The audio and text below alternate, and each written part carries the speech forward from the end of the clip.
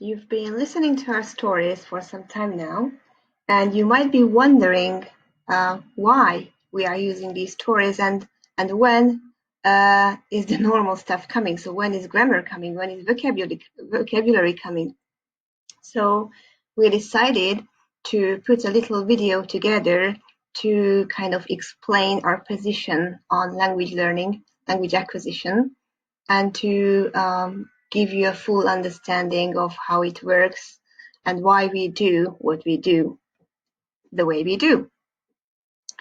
Now, the title of this little presentation is How to Use Our Innate Language Acquisition Abilities to Its Fullest Potential, or What Makes Language Learning Effective. Now, in the title, there are a few words that might need clarifying. The first one is innate. It means we are born with it. So language is definitely one of the skills or the skill that differentiates people, humans, from animals. And innate means that it's born with us. So when a baby is born, he or she is naturally kind of wired to acquire language. Everybody, all the babies in the world, whether they are born in Hungary, in England, in the USA, in China, in Russia, they will be able to acquire the language that surround them, their mother tongue. So that's innate. Acquisition is another word that might need clarifying, and it's opposed to learning here. Learning is in inverted commas because when you master a language, it doesn't happen through learning, it happens through acquisition. Acquisition means that you are kind of surrounded by language and it just naturally goes into your head over time. You don't have to make any conscious effort to do this, it just happens to you. Now think about babies.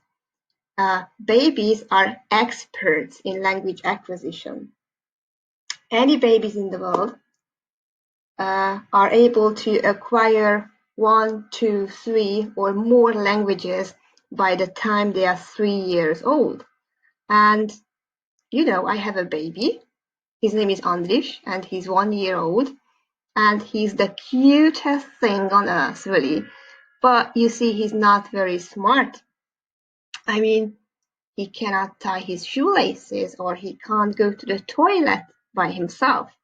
Still, even at this very young age, I can see him acquiring language very quickly and his language abilities improve day by day.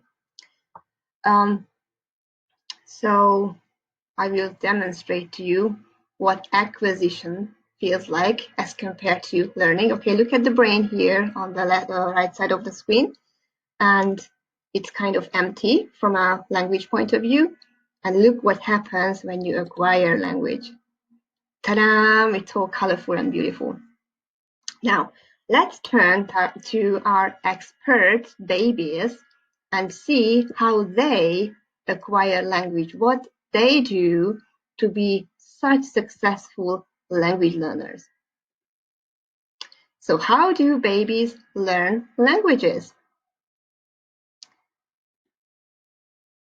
Sorry, I made a mistake. How do babies acquire languages?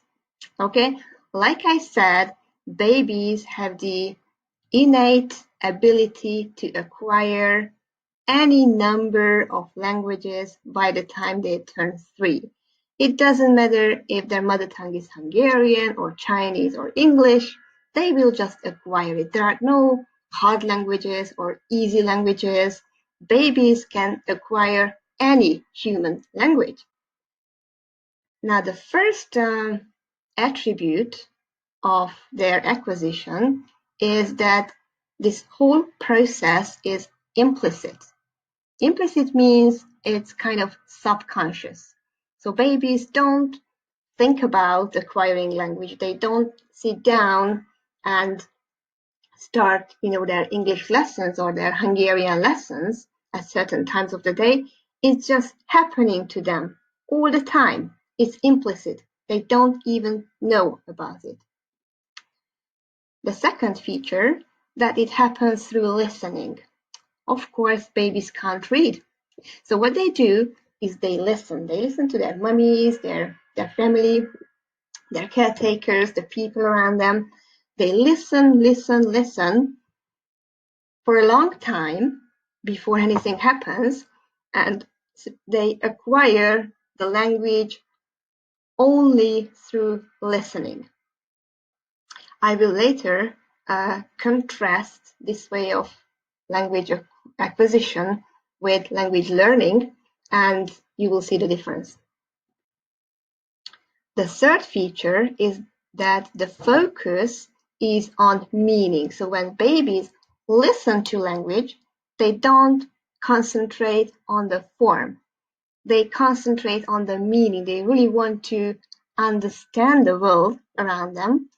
They really want to make sense of what they hear, what's happening around them. And they don't really care about, the words, the sentences, the parts of speech, nothing. They just want to understand. The next one is tons of input. Now, what is language input? Language input is whatever comes to your brain either through your ears, that is through listening, or through reading. Now, babies, of course, they can't read, so the only form of input is listening, auditory input, but they have tons of it. Just imagine all the thousands of hours spent talking to the baby from day one when they are born until they are 3 years old, and we can say that they are really experts at their mother tongue. That's thousands of hours of finely tuned language input. Now, let's dig into the question of input a little bit to see what kind of input babies get. Okay, well, the input babies get is simplified. It means you don't start talking to babies about how to create an atomic bomb, or you don't go into really complicated topics with babies. What you are talking about when you have a baby is what's happening right now, right there, who is doing what the baby can see. So it's here and now. The focus of the input is here and now, and it's very simple, connected to the baby's life, which is not very complicated. So input is simplified, and also it is repetitive. It is repetitive because, for one thing, the very same stuff is happening to babies again and again. They wake up, they get fed, they get changed, they go out for a walk, they play. So input is repetitive because they listen to the same stuff day after day, week after week after week. It's also repetitive because mothers are naturally wired, mothers and caretakers, to talk to a baby in a simple language, in a more simple language than they would talk to others in the family. It's called caretaker language, or motherese, and it includes repetitiveness. So you naturally are inclined to repeat stuff. This is a cat. Look at the kitty. Kitty cat, look, in a tree. So you just keep repeating yourself. And the last point is sheltered vocabulary, but full grammar. Now, this one is really interesting from a language learning point of view. Sheltered vocab means that you don't throw a whole lot of new vocabulary at the baby, because cognitively, they are just not ready for that. So instead, you start with very simple vocabulary, what the baby can see here and now, and a few verbs, a few nouns. And as the baby grows and as the baby's language expertise grows, you just extend the vocabulary that you present to babies. In contrast, you don't limit grammar. So it's not like, okay, baby, today and in the next few months, we are only doing simple present. We are not talking about the past because that's very advanced. We are only talking about the present. You don't do that. From day one, you really give the language as a whole without like grading grammar, you know? So it's very interesting how it will contrast to language learning. So now, oh, sorry, there's another one. Spontaneous, meaningful output. Okay, so output is what comes out of the baby's mouth, what they try to say. First babies babble, they say ga ga ga ga mama da da, stuff like that. That's output. And it's spontaneous because nobody makes babies to speak. So you don't say, yeah, baby, now please say something. It's 12 o'clock, 12 o'clock, just lunchtime. You are, I don't know, 14 months old. Please say something. No, it doesn't happen. When they start to speak, it depends totally on the baby. Nobody's forcing them. And it's spontaneous and meaningful means that they want to communicate something. So it's not just for the sake of learning, it's for communication.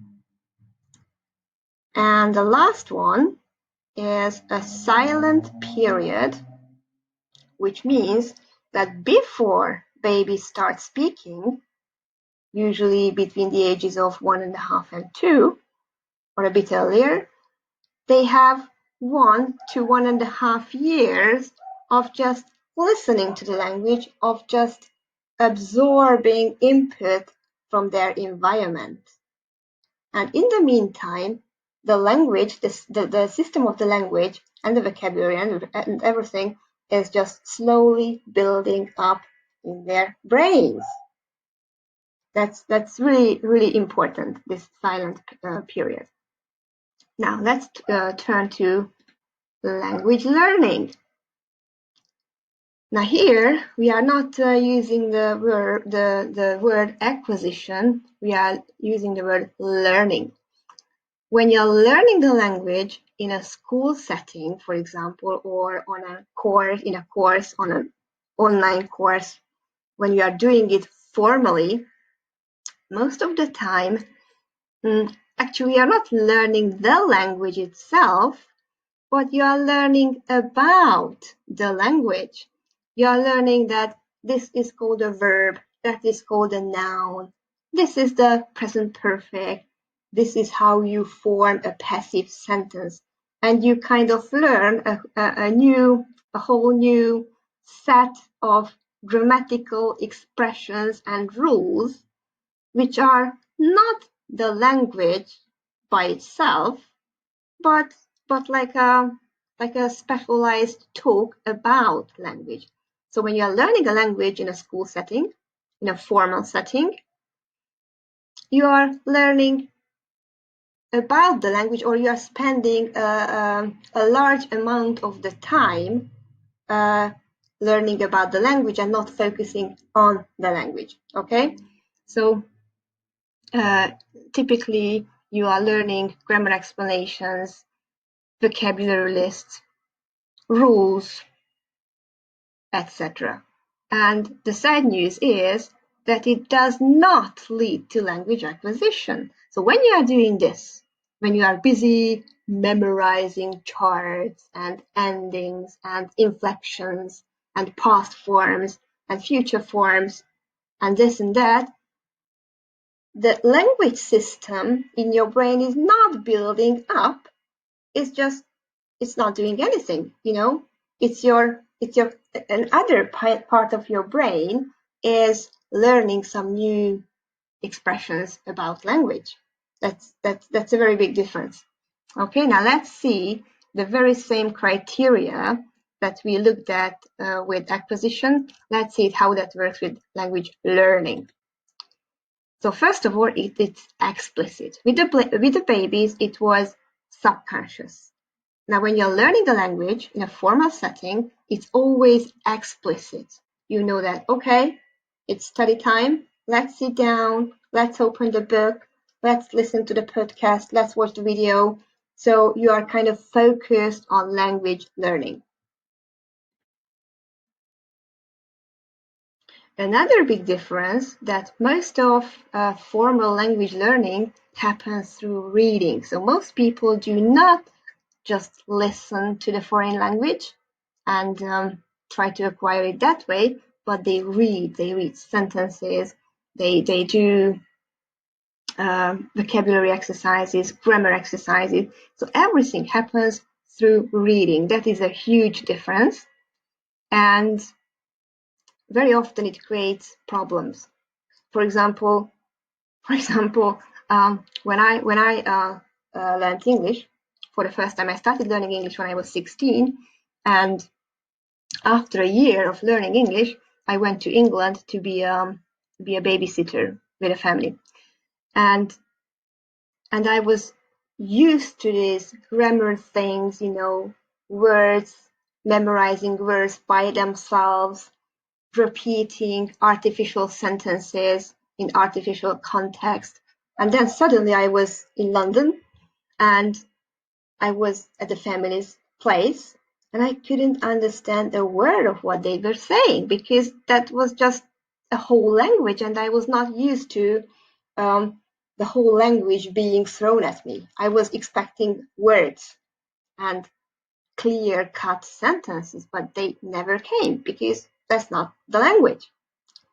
And yeah, so the problem is that in formal learning environments, people are focused on reading instead of listening, which just robs them of the opportunity for their ears to get used to the sound of the language and working out the system through their ears. That's a huge difference. Another one is that with the babies, it was focused on meaning. So the baby was hearing the language and concentrating on the meaning.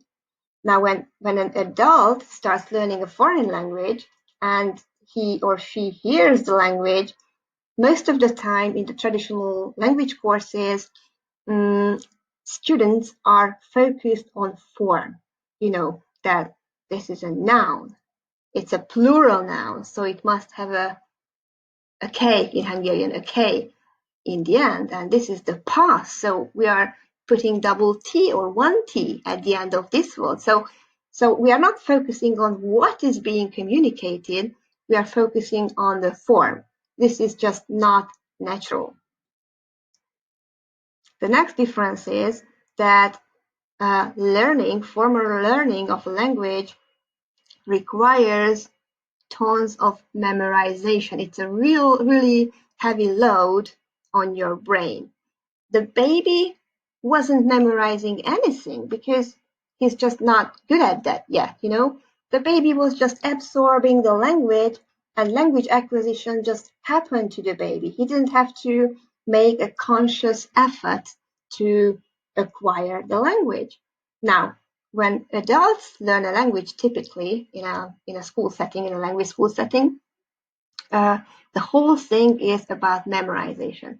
Now, that's really bad news for those people who amount to about 80 to 90% of the population who do not have an outstanding memory.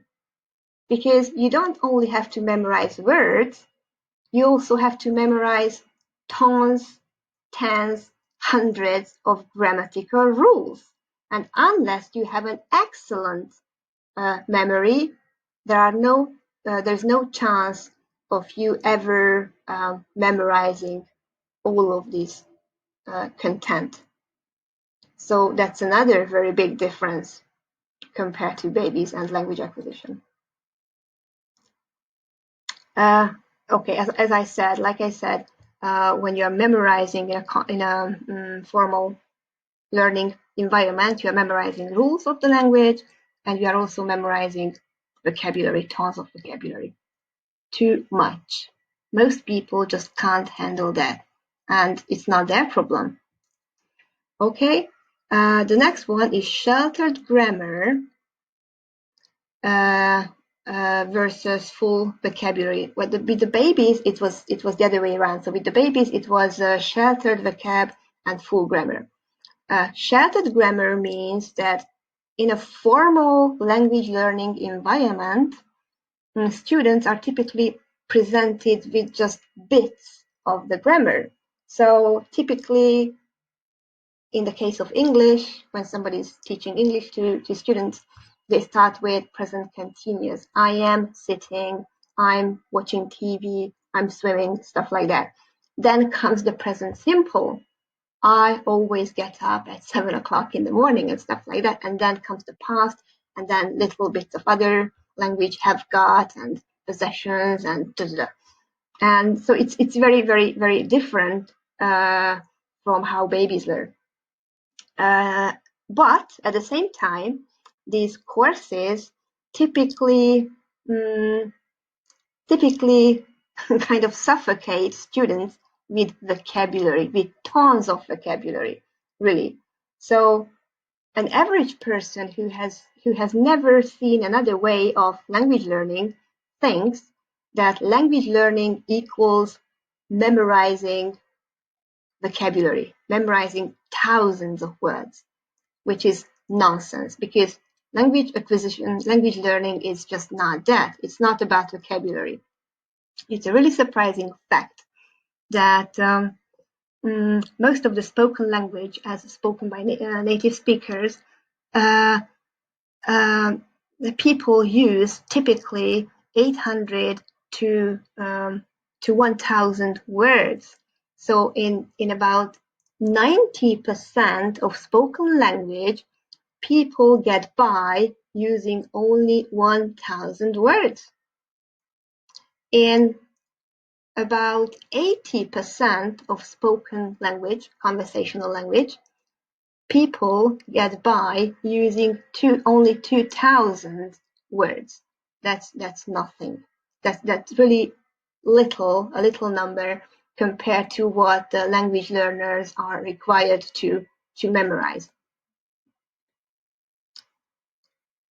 Okay, another big difference is forced output.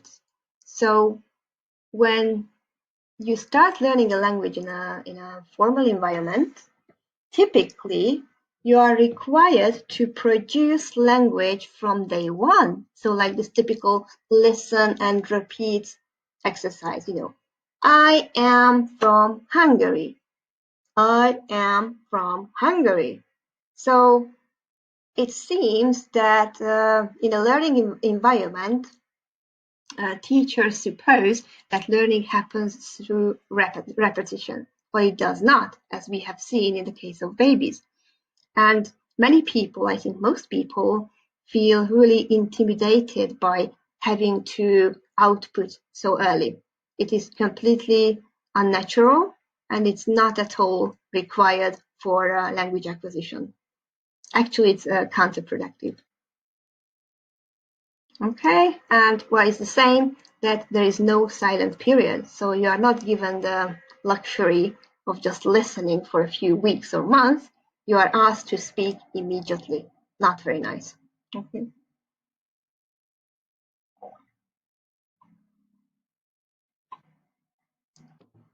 Now, how does that look in practice? I would like to demonstrate that with an analogy, a completely different analogy. Suppose you get a plant. You get a beautiful plant in a pot, a flower. Of course, you want to take care of that plant. Now, what do?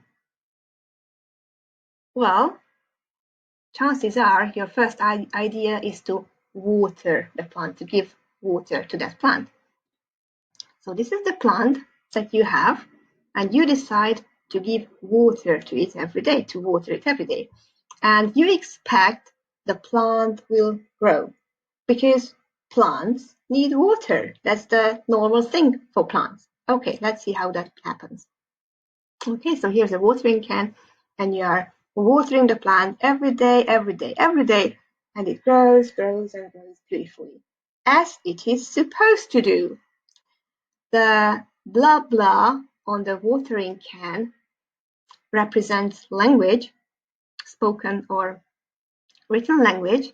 So is the equivalent of showering empty brains, language-wise, empty brains with input, with lots and lots of input, because that's what makes the brain grow language-wise. Now, in contrast, let's see what happens if you have the fancy idea to give something more than water, something different from water, because you think, water is just so plain. It's nothing special. Let's do it better. So now, here's your plant. Okay, here's your plant, the same plant you got. It's not very big now, and you want it to grow, but you decide not to give it water as it would be natural, as it would feel natural, but give it glitter because it's beautiful. Glitter is really cool. It's beautiful, it's astonishing, so it must be fantastic for the flower. Let's see. So you're sprinkling the flower with glitter every day, and you expect it to grow. Does it grow? Not really. Why not? Because, so to say, glitter is not food, it's not a nutrient to the plant. It cannot handle glitter. It's just not its thing, on the watering can, you see I, she, he. Well, it's a representation of grammar. Okay, so what you are doing to the plant with the glittering is the same as if you are immersing language students in grammar rules, vocabulary tables, charts, translation, etc. You are just not helping that brain grow language-wise. It's very similar to learning to ride a horse. Now, if you decide to learn to ride a horse, what do? You go to a horse ranch and you take lessons in riding a horse. Okay, so let's suppose it works this way, okay? So you have paid a lot of money for this course, and on the first occasion, the trainers make you memorize all the anatomy of the horse, okay? The bones, the names of the bones in Latin, the names of the muscles, the ligaments, the parts of the body. So first, for the first few weeks, your time is spent memorizing all about the horse's anatomy. Sounds good.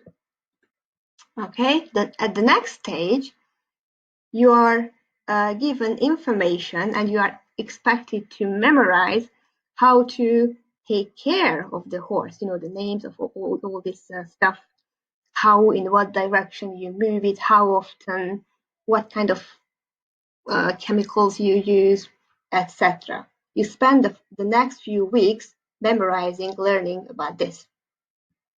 Then, when you are an expert in these two, comes the horse riding equipment. So you learn the names of all this stuff. Maybe you even learn how to make them or where to buy them.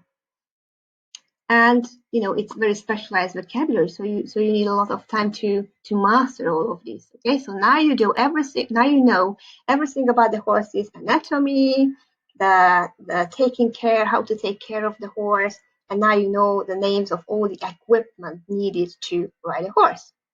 Then, in the next stage, you learn everything about nutrition, how to feed a horse, what is good for the horse and what is bad for the horse, what you can give the horse and what you can't give the horse to eat. And Now you have had a year of horse riding lessons and you know everything about horses. You are really an expert. But does it have to do anything with riding a horse? Well, I don't think so.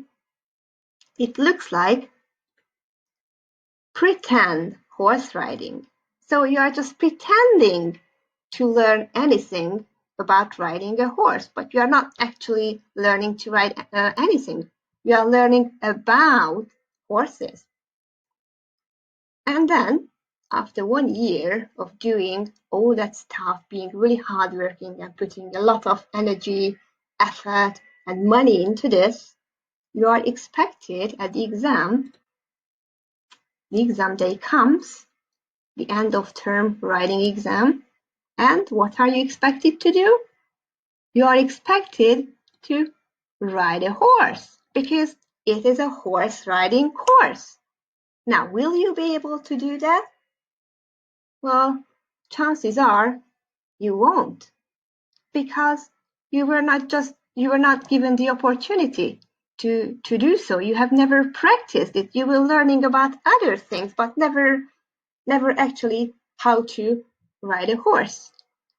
A few people, maybe 2 out of 10 applicants, will be able to ride a horse because I would say they are natural born horse riders. They have a good sense of balance. They have a good relationship with the horse. Maybe they have had experience earlier with other horses. So maybe 2 people out of the 10 will be able to pass this exam. And then the examiners will be really happy that, yeah, we did well, we really did well, because we actually taught those 2 people how to ride a horse. Well, the other 8 failed, but this is not our fault because see, there are the 2 who were able to pass. So this situation is kind of very similar to what you see with language learning. I think, unfortunately, about 80% of people who ever start learning a language fail. They never get to the level they expected to get, and they will never be able to hold a conversation in the target language. And unfortunately, the most horrible thing about this is that these people blame themselves that, oh, yeah, it's my fault. I'm not good at languages. I really suck at languages. It's just not for me. Languages are not for me. But then think about the babies. Languages are for everybody, and it's never your fault. It's the wrong methodology. It's the focus on form, the focus on memorizing, the forced output, the sheltered grammar, etc. So it can be done, but you must use the right methods to acquire a language. This was the first video in a series about language acquisition, and we will come back to you. Bye.